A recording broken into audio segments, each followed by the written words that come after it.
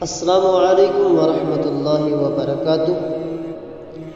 سیدنا صدیق اکبر رضی اللہ تعالی عنہ تشریف فرما ہیں، ٹاٹ کا لباس پہنے ہوئے ہیں، سب کچھ محبوب صلی اللہ علیہ وسلم کی خدمت میں پیش کر چکے ہیں۔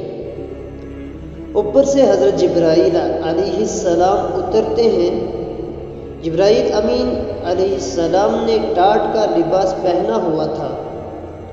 انہوں نے نبی علیہ السلام کی خدمت میں سلام پیش کیا اور عرض کیا، اے اللہ کے نبی صلی اللہ علیہ وسلم، مجھے اللہ رب العزت نے بھیجا ہے۔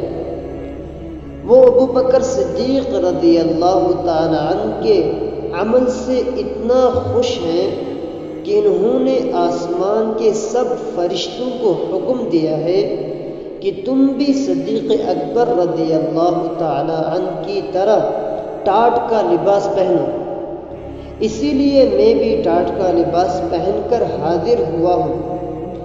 اللہ تعالی نے فرمایا ہے کہ جاؤ پوچھ کر آؤ کہ کیا ابو بکر صدیق رضی اللہ تعالی عنہ اس حال میں بھی مجھ سے خوش ہیں؟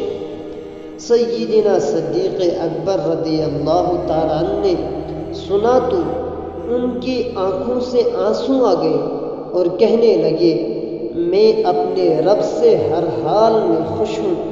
سبحان اللہ، یہ ہے ایمان حضرت صدیق اکبر رضی اللہ تعالی عنہ کا کہ ہر حال میں اللہ رب العزت سے خوش ہے۔